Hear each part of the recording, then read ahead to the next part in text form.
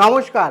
অন্নপূর্ণা ভান্ডারের আবেদন প্রক্রিয়া অনলাইন এবং অফলাইনে শুরু হয়ে গেল মুখ্যমন্ত্রীর ঘোষণা অনুযায়ী। এক্ষেত্রে কি কি ভুল করলে ফর্মে তোমাদের ফর্ম সম্পূর্ণ বাতিল হবে, একই সাথে তুমি যে এই যে ৩,০০০ টাকা পেতে এই 10টি ভুল যদি করো তাহলে এই ৩,০০০ টাকা কিন্তু ফর্ম থেকে সরাসরি বাতিল হবে এবং তোমার অ্যাকাউন্টে ৩,০০০ টাকা ঢুকবে না। কাজেই আগে ভাগে সাবধান করব। ফর্ম ফিল আপের সময় কোন কোন বিষয়গুলো মাথায় রাখবে, কি বিষয়গুলো ভুল যদি তুমি এড়াতে পারো তাহলে নিশ্চিত তুমি মাসে ৩,০০০ টাকা করে পাবে, এবং কোন কোন ভুলগুলো এড়িয়ে চলবে সমস্তটা বিস্তারিত এই ভিডিওতে তোমাদের সঙ্গে আলোচনা করব। এরকম প্রায় 12টি ভুলের কথা বলবো ও যেখানে যে ভুলগুলো তোমরা একেবারেই করবে না। কাজে ভিডিওটি অতি অবশ্যই একটি লাইক প্রদান করো। এর পরিবারের সদস্য না হয়ে থাকলে তোমরা এই যে সাবস্ক্রাইব বাটন দেখতে পাচ্ছ, সাবস্ক্রাইব বাটনে ক্লিক করে বেল আইকনে ক্লিক করে অল নোটিফিকেশনে ক্লিক করে রাখো। সাবস্ক্রাইব করতে কোনো রকম টাকা লাগে না, যাতে সমস্ত সরাসরি ইনফরমেশান তুমি পেয়ে যেতে পারো। প্রায় 12 থেকে 15টা ইম্পর্টেন্ট বিষয় আলোচনা করব, একই সাথে অনলাইন ফর্ম ফিল আপ নিয়েও বলবো। কাজে সম্পূর্ণটা বিস্তারিত দেখো। তো এখানে সবার প্রথমে বলে রাখি, এখন 13 পাতার কিন্তু ফর্ম রয়েছে। অন্তত 2 কপি রাফ ফাইনাল করে রাখতে পারো, রাফ কপি আগে করে নাও যাতে ভুলভ্রান্তি না হয়। এবং মোট 26 পাতার এই প্রিন্ট আউটের খরচেও কিন্তু একটা বড় ব্যাপার এই মুহূর্তে অনেকের কাছে, সেই কারণে আগে দেখে নাও কোন কোন বিষয় একেবারেই ভুল করবে না। প্রথম বিষয়, অনলাইনে সুবিধা রয়েছে, সরাসরি পোর্টালে গিয়ে রেজিস্ট্রেশন তোমরা করতে পারো এবং ডাটা এন্ট্রিতে ভুল এড়াতে পারো। অনেক সময় কি হয়, তোমরা অফলাইনে যখন দাও সেই ডেটাটাও অনেকের কাছে যাচ্ছে, এবং একই সাথে তোমাদের আমি অনলাইনেও বলছি কিভাবে কি করবে সমস্ত কিছু, এবং টাকা এবং উভয়ই খরচ হয়। নিজে নিজে করতে পারলে কোনো রকম টাকা খরচ হয় না, ঠিক আছে। এবং আজ থেকেই কিন্তু রেজিস্ট্রেশন শুরু হয়ে গেছে, যেরকম মুখ্যমন্ত্রী ঘোষণা করেছে সমস্তটা আমি গাইড করছি। প্রথমেই বলে রাখি যে এখানে কারা পাবেন, এখানে কি বলে রাখি, অনেকেই 25 থেকে 60-এর মধ্যে থাকা মহিলারা, অনেক সময় অন্নপূর্ণা ভাণ্ডারের ক্ষেত্রে কি হয়েছে, যারা বৃদ্ধ ভাতা পেত তারাই কিন্তু আবার অন্নপূর্ণা ভাতাও পেত। অনেকেই আমার এরকম জানাশোনা রয়েছে যারা দুটোই পেত একসাথে, কিন্তু এখন সেটা পাবেন না। যাদের 60 বছর পেরিয়ে গেছে তারা কিন্তু আর এই অন্নপূর্ণা মানে ভাতা বা অন্নপূর্ণা যোজনার দরুন 3,000 টাকা পাবে না, এবং আর্থিকভাবে দুর্বল এবং পিছিয়ে থাকা পরিবারই কিন্তু পাবে। এবার আর্থিকভাবে পিছিয়ে পড়া পরিবার কারা রয়েছে সেটা এক্স্যাক্টলি আমি বলছি আস্তে আস্তে ধীরে ধীরে। কারা পাবে না যদি বলি, প্রথম বলে রাখি, বয়স যাদের 60 বছরের বেশি হয়ে গেছে এরা 2,000 টাকার বার্ধক্য ভাতা পাবে। আমি রীতিমতো ভিডিওতে আলোচনা করেছি বার্ধক্য ভাতা নিয়ে, পুরো ডিটেলসে আলোচনা করেছি। যারা দেখোনি তারা দেখে নিতে পারো এখানে গিয়ে। এই যে বার্ধক্য ভাতা 2,000 টাকা পাবে পুরো ডিটেলসে আলোচনা করেছি, এই চ্যানেলে গিয়ে ভিডিও অপশানে গিয়েই তোমরা দেখে নিতে পারো। এবার বলে রাখি, যারা স্থায়ী সরকারি কর্মচারী বা পেনশন পান তারাও কিন্তু পাচ্ছেন না, যারা আয়কর বা ইনকাম ট্যাক্স দেন সেই মহিলারাও পাচ্ছেন না, এবং যারা এ রাজ্যে না থেকে অন্য রাজ্যে ভোট দেন বা অন্য রাজ্যে রয়েছেন বা মৃত ব্যক্তি তারাও কিন্তু পাচ্ছেন না এখানে, ঠিক আছে। এবার বলে রাখি যে সরকারি স্কুলের অভিভাবক যারা রয়েছেন, ঠিক আছে, খুব ভালো করে কেয়ারফুলি এটা দেখবেন। এর বিশেষ সতর্কতা, 3টি কারণে বাতিল হতে পারে কিন্তু আবেদন, খুব ইম্পর্টেন্ট এই বিষয়গুলো জানতে হবে। সরকারি স্কুলের অভিভাবক যারা আছে, সরকারি স্কুলে বা সরকারি সাহায্যকারী শিক্ষা প্রতিষ্ঠানে পড়া ছাত্রছাত্রীদের অভিভাবকদের এই সুবিধা পাবেন না। অনেকেই মনে পড়ছেন যে যেহেতু সরকারি স্কুলের অভিভাবক। একই সাথে নথিভুক্ত নয় এমন শিশু যাদের সন্তান রয়েছে কিন্তু বার্থ সার্টিফিকেট, আধার বা ভোটার কার্ড, সরকারি নথি এগুলো কিন্তু আপনাকে নথিভুক্ত করতেই হবে। এবার এখানে বলে রাখি, সরকারি স্কুলের অভিভাবক যদি হয়ে থাকেন, সরকারি স্কুলে পড়ান, তার মানে কি পাবেন না? অনেকের এই ভ্রান্ত ধারণা আছে, না, একেবারেই সেটা না। সরকারি স্কুলে আপনি যদি পড়ান সেক্ষেত্রে কোনো সমস্যা নেই, আপনি টাকা পেতে পারেন, কোনো সমস্যা নেই, এরকম কোনো গাইডলাইন নেই, এটা বলে রাখি প্রথমে। একই সাথে নথিভুক্ত নন এমন শিশু যাদের সন্তান আছে, বার্থ সার্টিফিকেট বা আধার কার্ড বা ভোটার কার্ড বা সরকারি খাতায় নথিভুক্ত থাকা বাধ্যতামূলক, এটা কিন্তু থাকতেই হবে। যাদের কাছে দেখা গেল সন্তান রয়েছে তার বার্থ সার্টিফিকেট নেই, তাহলে কিন্তু বহু সমস্যা হবে। একই সাথে আধার বা সরকারি অন্যান্যতে নথি নেই, তাহলে কিন্তু সমস্যা হবে, মানে পরিবারের আধার থাকতে হবে, প্যান থাকতে হবে, এ প্রত্যেকের একই সাথে বার্থ সার্টিফিকেট কিন্তু শিশুর থাকতেই হবে, আপনার থাকুক কিংবা না থাকুক আপনার সন্তানের বার্থ সার্টিফিকেট কিন্তু থাকতেই হবে, এটা মাথায় রাখতে হবে। এবার হচ্ছে তথ্য গোপন একাধিক বিবাহ। অনেকেই কি করেছে, একটা পরিবারে একজন হয়তো একাধিক বিবাহ বা পরিবারের কোনো না কোনো সদস্য তথ্য ইচ্ছাকৃত গোপন করলে ভেরিফিকেশন ফর্ম কিন্তু বাতিল হবে। কেউ ধরুন একাধিক বিয়ে করেছে বা কোনো কারণে একাধিক পরিবারের সদস্য আছে, যে কোনোভাবে সে সদস্য নথি দিচ্ছে না, সেক্ষেত্রে কিন্তু সমস্যা হবে, বিপদে পড়বেন। সেই কারণে যে কটা সদস্য আছে বাড়িতে সবার নথি দিন। এবার আপনারা বলবেন সদস্য কি, সেটা বলছি, তার আগে বলে রাখি আপনারা যারা বাংলা ভাষা জানেন, ঠিক আছে, বাংলা ভাষায় টাইপিং করে জব করতে চাইছেন তাদের জন্য কিন্তু অলরেডি আমি একটা ভিডিও করে ফেলেছি, এখানে দেখতে পাচ্ছেন। কিছু সময় দিয়ে আপনারা কিন্তু ঘরে বসে পার্ট টাইমে এই কাজ করতে পারেন, তার ডিটেলস বলেছি কিভাবে করবেন। একই সাথে যারা অনেকেই বলছিলেন আমাকে যে আমরা পার্ট টাইমে ঘরে বসে কাজ করতে যাই বাংলা ভাষায়, তাদের জন্য আমি জানিয়ে রাখলাম। আর যারা ফ্লিপকার্টের মতো কোম্পানিতে নিজে সম্পূর্ণ বিনামূল্যে ট্রেনিং নিয়ে 10 পাস যোগ্যতায় কিন্তু ঘরে বসে ভালো করে চাকরি করতে চান বা কাজ করতে চান ফ্লিপকার্ট কোম্পানিতে, তাদের জন্য কিন্তু অপরচুনিটি রয়েছে সম্পূর্ণ ফ্রিতে। এখনই আপনারা কিন্তু এই কাজ করতে পারবেন। এই দুটো ভিডিওর লিঙ্ক আমি কি করব, যারা ইচ্ছুক 10 পাস রয়েছেন বা বাংলা ভাষা ভালো করে লিখতে পড়তে জানেন, এই দুটোর মধ্যে একটা আবেদন করতে চান বা দুটোতেই আবেদন করতে চান, তো সেক্ষেত্রে আপনাদের লিঙ্ক আমি প্রথম কমেন্টে এবং টেলিগ্রাম কিংবা হোয়াটসঅ্যাপ চ্যানেলে দিয়ে রাখবো, সেগুলোর লিঙ্কও সব কটা প্রথম কমেন্টে আপনি পেয়ে যাবেন। এবার চলে আসি নিয়ম। আপনাদের প্রথম নিয়ম হচ্ছে ফর্ম পূরণের ভাষা বা ব্লক লেটার আপনারা অনেকেই কি করেন বাংলায় লিখে দেন, জানেন, অনেকে হয়তো ভারতীয় অভারতীয় না বা বাংলাদেশি না, তাও SRI করতে গিয়ে নাম বাদ গেছে, আপনারা অনেকেই জানেন না। কারণটা একটাই, বাংলায় ফর্ম ফিল আপ করা, বাংলায় ফর্ম ফিল আপ করা থেকে এড়ান, কারণ বাংলায় প্রচুর ভুল হয়। এত লোকের ডাটা সবাই কিন্তু ম্যানুয়ালি চেক করা সম্ভব না, একটা লোকের এতগুলো ডাটা সমস্ত কিন্তু অটোমেটিক AI সিস্টেম দ্বারা কিন্তু বেশিরভাগ ক্ষেত্রেই ভেরিফিকেশন হবে। সেক্ষেত্রে আপনার নামে যদি কোনো স্পেলিং ভুল থাকে তাহলে কিন্তু রিজেক্ট হওয়ার প্রবল সম্ভাবনা থাকে। সেই কারণে আপনারা চেষ্টা করবেন কি বলুন তো, আপনারা ইংরাজিতে লেখার চেষ্টা করুন, কেন ইংরাজি ওয়ার্ডে কোনো ভুল হয় না। বাংলায় হসন্ত থাকে, কোনো জায়গায় হসন্ত দিলেন না, কোনো জায়গায় ঠিক করে মাত্রা পড়লো না, সেই কারণে আপনি চেষ্টা করুন অফলাইনে করুন বা অনলাইনে করুন, ইংরাজিতে করার চেষ্টা করুন। যেমন ধরুন আমার নাম অভিজিৎ, এইভাবে অবশ্যই লিখবেন না যে AVIJIT, এরকমভাবে লিখবেন না, এরকমভাবে ক্যাপিটালে বড় বড় করে AVIJIT, এরকম বড় বড় করে ক্যাপিটাল লেটারে লিখুন, যাতে কোনো রকমভাবে আপনার ফর্ম রিজেক্টই হতে পারে না। 1 নম্বর বিষয় মাথায় রাখবেন, ইংরাজিতে লিখবেন, বাংলা এড়িয়ে চলার চেষ্টা করবেন। আর দ্বিতীয়ত কি, ব্লক লেটারে মানে বড় হাতের লেখায় আপনাকে লিখবেন, যাতে কোনো রকম আপনার সমস্যা না হয়, আপনার ফর্ম কোনোভাবেই বাতিল না করতে পারে। একই সাথে যেটা বললাম, সমস্ত তথ্য ইংরাজিতে বড় হাতের অক্ষরে ব্লক লেটারে লিখবেন, কারণ ডেটা এন্ট্রি অপারেটর কম্পিউটারের তথ্য তোলার সময় সাধারণত হাতের লেখা বুঝতে না পারলে অনেক সময় ভুল হয়, এর ফলে নামের বানাম ভুলে টাকা আটকে যেতে পারে। শুধু এই কারণেই না, যদি আপনার যেমন SI আর এত লোকের হয়েছে, এখানেও কিন্তু প্রায় 3 কোটি মতন ফর্ম পড়বে, 3 কোটি ম্যানুয়ালি চেক করা যাবে না, তার জন্য কিন্তু অটো সিস্টেম বা AI-কে হেল্প নিতে পারে। আমরা অনেকেই জানি না SIR কিন্তু অটোমেটিক সিস্টেমের ওপর AI একটা আর্টিফিশিয়াল ডেটার ওপর ভিত্তি করে ডেটা দিয়ে দিয়েছে, সেগুলো যার ছোটোখাটো ভুল হচ্ছে সব রিজেক্ট করে দিয়েছে। পরবর্তীকালে ম্যানুয়ালি চেক করে BDO SDOর মাধ্যমে, তারপরে আপনারা জানেন যে রিটায়ার্ড জাজ ছিল বা জাজ যারা রয়েছে তারা চেক করে নাম উঠিয়েছে, এখনও নাম ওঠানোর প্রক্রিয়া চলছে। অনেকেই ভারতীয় কিন্তু সমস্ত তথ্য ঠিক আছে, কিন্তু নামের স্পেলিং বাংলায় লেখার কারণে মিসম্যাচ হওয়ার কারণে এটা হয়েছে। সেই কারণে অবশ্যই বড় হাতের আর ইংরাজিতে লেখার নামগুলো অন্তত চেষ্টা করবেন, সমস্ত লেখারই চেষ্টা করবেন, ঠিক আছে।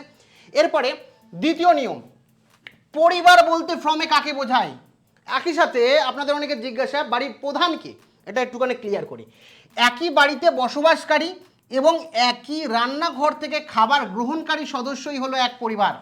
মানে কি, একটা রান্না হচ্ছে, এই রান্নায় যতজন, এই রান্নাঘরের থেকে যতজন এই একই হাঁড়ি থেকে খাবার খায়, যদি 5 জন খায় তাহলে 5 জনই আপনার পরিবার, যদি 10 জন খায় তো 10 জনই আপনার পরিবার, একই জমির ওপর। একই সাথে এই সূত্রটা মানতে হবে যে আপনার পরিবারে একটাই জমি, সেটা হয়তো আপনার শ্বশুরের নামে কিংবা আপনার বাবার নামে রয়েছে, তো সবাই একসাথে বসবাস করছে, তার মানে আপনার একটাই পরিবার, সে রান্না এদিক ওদিক হোক না কেন, জমি একটাতেই থাকছেন, একই জমির নথি দিচ্ছেন, তার মানে আপনার একটাই পরিবার হবে।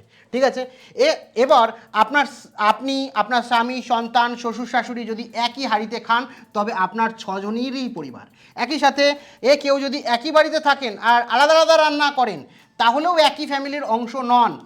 এটা কিন্তু অনেক ক্ষেত্রেই বলা হচ্ছে, একটুখানি এই জায়গাটা ক্লারিফাই করবেন যে একই বাড়িতে যদি থাকেন, একই জমির ওপর যদি থাকেন এবং একই জমির দলিল হয়, তাহলেও কিন্তু আপনারা একটা পরিবারই গণ্য করা হবে। এবং পরিবারের সম্পর্ক খারাপ হলেও রান্না এক জায়গায় হলে তাদের তথ্য দিতেই হবে, কারোর নাম ইচ্ছাকৃত বাদ দেওয়া যাবে না। ঠিক আছে, এটা বললাম, এক হাঁড়িতে রান্না করলে এটা বলতে হবে। এবং একই জমিতে আপনারা যদি বসবাস করেন, একই জমির আপনাদের যদি ভাগাভাগি না হয়ে থাকে, আলাদা আলাদা জমির দলিল না হয়ে থাকে, আলাদা আলাদা নামে না হয়, তাও আপনাকে একটা পরিবারই কিন্তু গণ্য করা হবে অফিসিয়াল। কেমন? এবার বলে রাখি, 3, পরিবারের প্রধান, যেটা বললাম, প্রধানকে, আপনি কি বিবাহিত? প্রথম কোশ্চেন, আপনি কি বিবাহিত? যদি হ্যাঁ হয়, তাহলে আপনি কি যৌথ পরিবারে থাকেন? যদি উত্তর হ্যাঁ হয়, তাহলে পরিবারের শাশুড় শ্বশুরি যিনি বয়োজ্যেষ্ঠ, মানে বড় যা যিনি, তাদের মধ্যেই কিন্তু পরিবারের প্রধান হবে। এবার ধরুন আপনি বিবাহিত কিন্তু আপনি আলাদা থাকেন, তাহলে আপনার বাড়িতে আপনার যে বাবা মা রয়েছে সে নেই, তাহলে কিন্তু আপনি পরিবারের প্রধান। আপনার বাবা মা নেই, তাহলে কিন্তু আপনি বাড়ির প্রধান। ঠিক আছে, একই সাথে ধরুন আপনি বিবাহিত না, যে ফর্ম ফিল আপ করছেন, মানে আপনি বিবাহিত না, তাহলে কি হচ্ছে, আপনি অবিবাহিত যদি হয়ে থাকেন, তাহলে পরিবারের প্রধানকে আপনার বাবা মা, ঠিক আছে, অথবা দাদা দিদি, আপনার থেকে বড় যে আছে। একই সাথে আপনি ধরুন অবিবাহিত, এই মানে বিধবা বা স্বনির্ভর মহিলা, মানে একা থাকেন, তাহলে পরিবারের প্রধান হচ্ছে আপনি নিজেই। আপনি একা থাকছেন, আপনার পরিবারে কেউ নেই, বা আপনি আপনার বাচ্চার সাথে একা থাকছেন, তাহলে আপনি। মোট কথা চেষ্টা করবেন আপনার বাড়ির বড় যে, সেই বড়কেই প্রধান করতে হবে এখানে। ঠিক আছে, প্রধান বলতে বাড়ির বড় যে রয়েছেন তাকেই। আপনি যদি, আবার একবার বলি, আপনি যদি বিবাহিত হন, তাহলে বিবাহিত হন এবং আপনি যদি একসাথে যৌথ পরিবারে থাকেন, মানে আপনার ভাই দাদা সবাই বিবাহিত হয়ে এক জায়গায় থাকছে, তাহলে কিন্তু আপনার যে বড় বাবা মা রয়েছে বা শাশুড় শাশুড়ি রয়েছে, সেই কিন্তু আপনার পরিবারের প্রধান। একই সাথে যদি আপনি আলাদা থাকেন, নিজে বাবা মার সাথে থাকছেন না, আলাদা থাকছেন, তাহলে আপনি প্রধান। আর একই সাথে যদি আপনার বিয়ে না হয়ে থাকেন, অবিবাহিত হয়ে থাকেন, তাহলে আপনার বাবা মা যদি থেকে থাকেন, তাহলে বাবা মা প্রধান হবে। আর আপনি যদি অবিবাহিত হন এবং একা থাকেন নিজে, তাহলে আপনি, আপনার ছেলে মেয়ের সাথে থাকলে আপনি, আপনার বড় কেউ না থাকলে, মানে হাজব্যান্ড না থাকলে, আপনিই হবেন কি পরিবারের হেড বা প্রধান।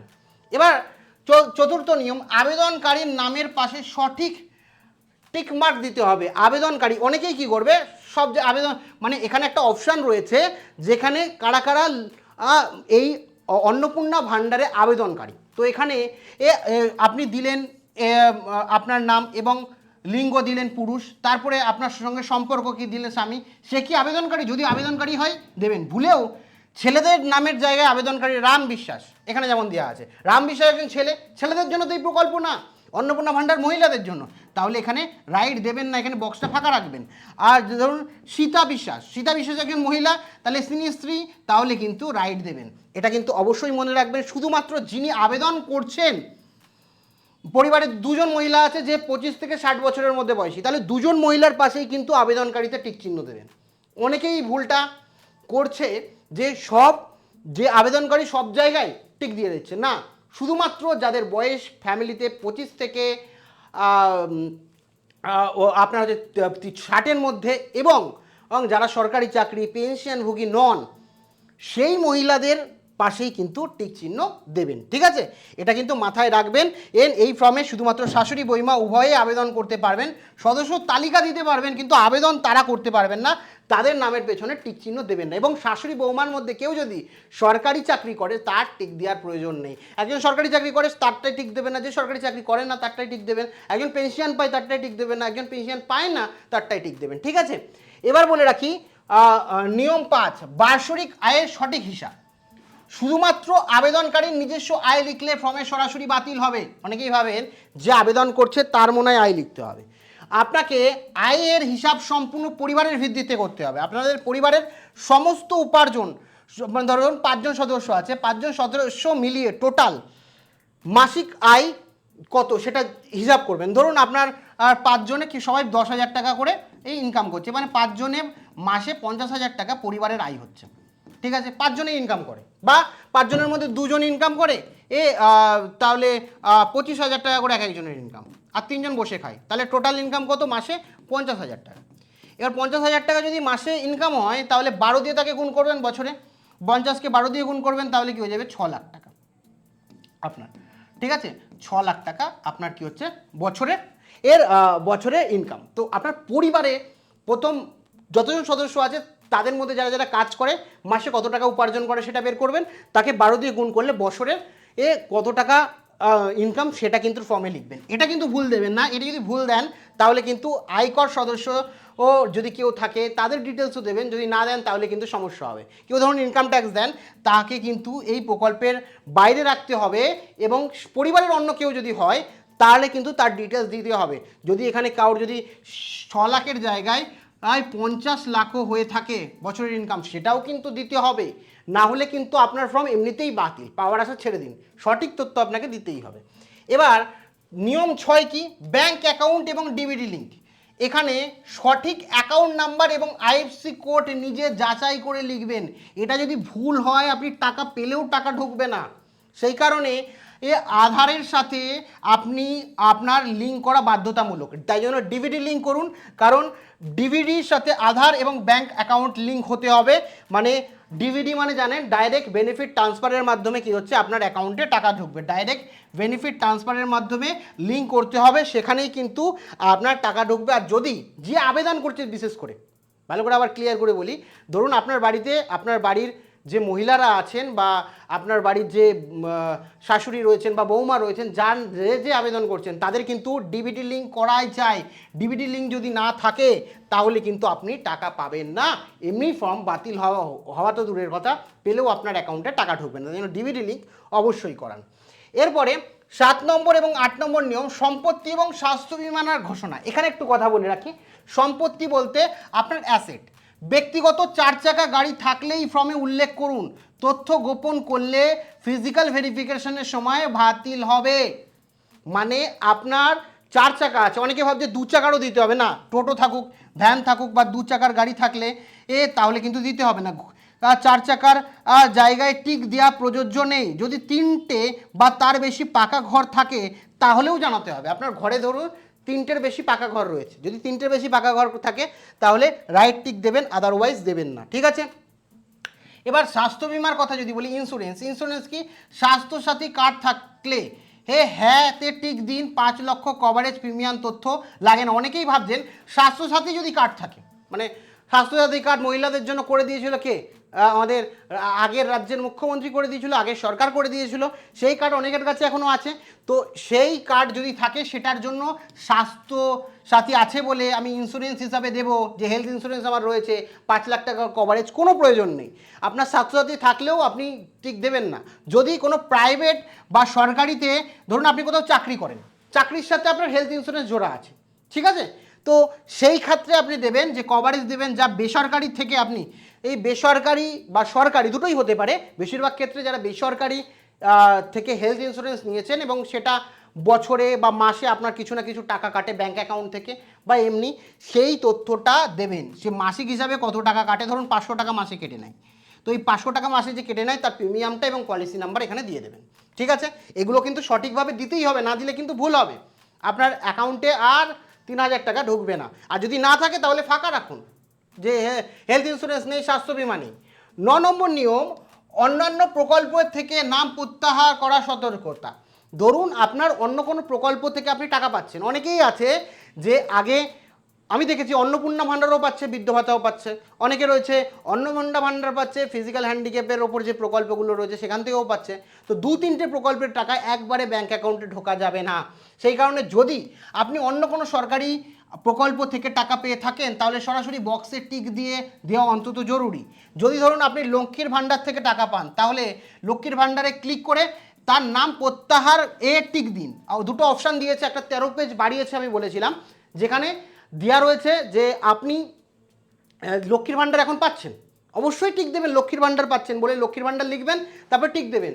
টিক দেবেন কোথায়? যে প্রত্যাহার করুন, মানে এই যে লক্ষ্মীর ভাণ্ডারের যে আপনার পলিসি রয়েছে, লক্ষ্মীর ভাণ্ডারের যে আবেদনকারী রয়েছে, যারা আবেদন করেছে, তারা নিজের নাম লক্ষ্মীর ভাণ্ডার থেকে বাতিল করতে চায় এবং অন্য নাম ভাণ্ডারে দিতে চায়, সেই কারণে প্রত্যাহারে এর নিচে টিক আপনাকে দিতে হবে। ধরুন আপনি কৃষক বন্ধু বা অন্যান্য ভাতা পান, সেক্ষেত্রে কৃষক বন্ধু বা অন্যান্য ভাতার থেকে যদি চালিয়ে যেতে চান, তাহলে ওটাই প্রত্যাহারের ঘরে টিক দেবেন না, আর না হলে ওই জায়গাটা ফাঁকা রাখবেন। যদি ওটার থেকে বেরিয়ে যেতে চান তাহলেই টিক দেবেন, আর বেরাতে না চাইলে টিক দেবেন না, ঠিক আছে।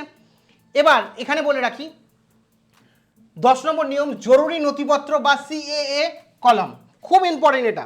প্রথম হচ্ছে ভোটার কার্ড, যাদের 18 বছর বয়সী রয়েছে তাদের কিন্তু শুধুমাত্র নম্বর নয়, ভোটার কার্ডের যে নম্বর রয়েছে এপিক নম্বর, সেটা তো দিতে হবে। পোর্টালে বিধানসভার যে অ্যাসেম্বলি রয়েছে, অ্যাসেম্বলি নাম্বার মানে বিধানসভার নাম এবং পার্ট নাম্বার, এই দুটো অবশ্যই দেখে নেবেন। যখন আপনি CSIR করেছিলেন তখনই আপনার যে আপনার যে ছবিটা বেরিয়েছে, জেরক্সটা রয়েছে, ওখানেই দেখতে পারবেন আপনি পার্ট নম্বর দিয়েছেন বর্তমানে, এবং একই সাথে আপনার অ্যাসেম্বলি নাম্বার দিয়েছেন বা বিধানসভার নাম্বার দিয়েছিলেন। এই দুটো নাম্বার কিন্তু আপনাকে দিতে হবে, পার্ট নম্বর আর বিধানসভার নাম্বার দিতে হবে। এখানে অ্যাসেম্বলি নাম্বার এবং পার্ট নাম্বার দিতে হবে। এবং কাস্ট সার্টিফিকেট যদি থাকে, আবেদনকারী নিজস্ব কাস্ট সার্টিফিকেট না থাকে, তাহলে জেনারেল টিক দেবেন। আর যদি head of the family certificate গ্রহণ হবে না, যদি আবেদনকারীর কাস্ট সার্টিফিকেট থেকে থাকে তাহলেই কাস্ট সার্টিফিকেটে টিক দেবেন, আদারওয়াইজ যদি প্রধানের কাস্ট সার্টিফিকেট থেকে থাকে তাহলে কিন্তু টিক দেবেন না। ধরুন আপনি অন্নপূর্ণা ভাণ্ডারের জন্য আবেদন করছেন, তাহলেই আপনার কাস্ট সার্টিফিকেট আছে, তাহলেই টিক দেবেন। আপনার ফ্যামিলির অন্য কারোর আছে, টিক দেওয়ার দরকার নেই। যাদের আবেদনকারী সার্টিফিকেট আছে তারাই টিক দেবেন, এবং আবেদনের খাতে সার্টিফিকেট কিন্তু প্রত্যেকটা দিতে হবে। এবার CA মানে সিটিজেন অ্যামেন্ডমেন্ট অ্যাক্টের দরুন যারা সিটিজেনশিপ পেতে চাইছে এবং আবেদন করেছে নাগরিকত্বের জন্য, আবেদন না করে থাকলেই ঘরটিকে ফাঁকা রাখবেন। আর যদি আবেদন করে থাকেন তাহলে আবেদন করেন তাহলে অবশ্যই প্রযোজ্য নয় ফাঁকা রাখবেন, এবং প্রযোজ্য নয় লিখবেন, এবং বক্সটিতে নট অ্যাপ্লিকেবলে টিক করবেন, মানে প্রযোজ্য নয়, মানে আবেদনকারী আপনি আবেদন করেননি তাহলে প্রযোজ্য নয়। যদি আবেদন করে থাকেন তাহলে টিক করবেন, টিক দিয়ে এখানে আপনার সমস্ত ডিটেলসটা দিয়ে দেবেন, এবং অ্যাপ্লিকেশন নাম্বার আর কি রিজনে আপনি আবেদন করেছেন সেই ডিটেলস দিয়ে দেবেন। এবার শেষ মুহূর্তে যে একটা সতর্কতা, কি হাতে লেখার নর্মাল হ্যান্ডরাইটিংয়ে স্বাক্ষর করুন, সইয়ের জায়গায় ব্লক লেটার ব্যবহার করবেন না। অনেকেই আছে যে আমি বলেছি যে ইংরাজিতে সব লিখতে, তার মানে সই যেখানে করবেন লাস্টে সেখানে কিন্তু নর্মাল যেভাবে সই করেন, বাংলায় সই করলে বাংলায় সই করবেন, ইংরাজিতে সই করলে ইংরাজিতে সই করবেন, যেমনভাবে সই করেন সেভাবেই কিন্তু সই করবেন। আর বাদবাকি সমস্তটা বড় হাতের ইংরাজি অক্ষরে দেওয়ার চেষ্টা করুন, এবং একাধিক আবেদনকারী থাকলে প্রত্যেকের জন্য আলাদা আলাদা সই কিন্তু লাগবে, আলাদা আলাদা ফর্ম আপনি নেবেন, এবং রেফারেন্সের জন্য অন্তত একটি রাফ কপি নিজের কাছে রাখুন। রেফারেন্সের জন্য একটা রাফ কপি যেটা দিয়েছে সেটাকে একবার জেরক্স করে নিন, জেরক্স করে একবার ফিল আপ করে নিন সমস্তটা, যাতে পরের বার ফিল আপ করতে গিয়ে কোনো ভুল কাটাকুটি না থাকে, ঠিক আছে। কি করবেন না, ফর্মে কোনোভাবেই হোয়াইট মার্কার বা হোয়াইটনার ইউজ করবেন না, ঠিক আছে। ফর্মের একদম নিচে অফিসিয়াল অংশে, যেখানে অফিসিয়াল সেকশন রয়েছে নিচের দিকে লেখা আছে অফিসিয়াল সেকশন বা সরকারি অংশ যেখানে লেখা আছে, সেখানে কিন্তু কোনো দাগ বা কোনো লেখালেখি করবেন না, সেখানে অফিসিয়াল যে লোকজন আছে তারাই কিন্তু সমস্তটা করবে, ঠিক আছে। এবং সেই নির্ভুলভাবে আবেদন করুন, প্রত্যেকটা দেখবেন চাকরি বা সরকারি চাকরি প্রকল্পের নামে টাকা চাওয়া আর কোনো ব্যক্তি যদি আপনাকে টাকা চেয়ে বলে, যে অনেকেই আছে বলবে যে টাকা আমাকে দিন আমি আপনাকে এই প্রকল্প পাইয়ে দেবো, তাহলে কিন্তু সেই ফাঁদে যাবেন না। সম্পূর্ণ বিনামূল্যে এই প্রকল্প আবেদন আপনি করতে পারেন, সরকার 1 টাকাও নেবে না। অফলাইনে ফর্ম ফিল আপের জন্য নতুন গাইডলাইন অনুযায়ী PDF আপনি যদি পেতে চান যে কি কোথায় অ্যাপ্লাই করতে হবে, কি লিখতে হবে না লিখতে হবে, সেই PDF আমরা টেলিগ্রামে কিন্তু দিয়ে দেবো। টেলিগ্রামের লিঙ্ক আপনি প্রথম কমেন্টে পেয়ে যাবেন, এবং হোয়াটসঅ্যাপেও দিয়ে দেবো, হোয়াটসঅ্যাপের লিঙ্কও আপনি পেয়ে যাবেন। এবং যে বললাম চাকরির আপডেটগুলো, সেগুলোরও আমি হোয়াটসঅ্যাপ, টেলিগ্রামে এবং প্রথম কমেন্টে দিয়ে রাখবো, সেখান থেকে আপনি সমস্ত তথ্য জেনে নেন। আগে তাড়াহুড়ার কোনো ব্যাপার নেই, 3 মাস আছে, জেনে নেন, তারপরে কিন্তু আপনি আবেদন করুন। এবং আমি চাই আপনাদের জন্য এই প্রকল্প যারা যোগ্য, যাদের প্রয়োজনেই 3000 টাকা তাদের ব্যাঙ্ক অ্যাকাউন্টে সরাসরি ঢুকুক, যাতে কেউ এই প্রকল্প থেকে বাদ না যায়, সেই কারণে আপনাদের কাছে অনুরোধ করব আপনারা প্রত্যেকেই সমস্তটা দেখে পড়ে বুঝে এবং তারপরেই আবেদন করুন। এবং আবেদন কিভাবে করবেন তার একটা পুরো গাইডও কিন্তু আমি সম্পূর্ণভাবে আমাদের টেলিগ্রাম চ্যানেলে দিয়ে রাখবো, লিঙ্ক প্রথম কমেন্টে রয়েছে। এখনই যান টেলিগ্রাম চ্যানেলে, এবং হোয়াটসঅ্যাপ যাদের টেলিগ্রাম নেই হোয়াটসঅ্যাপ চ্যানেলে যান, সেখান থেকেও কিন্তু পেয়ে যাবেন। হোয়াটসঅ্যাপ এবং টেলিগ্রাম চ্যানেলের লিঙ্ক প্রথম কমেন্টে দেওয়া রইল। Thank you.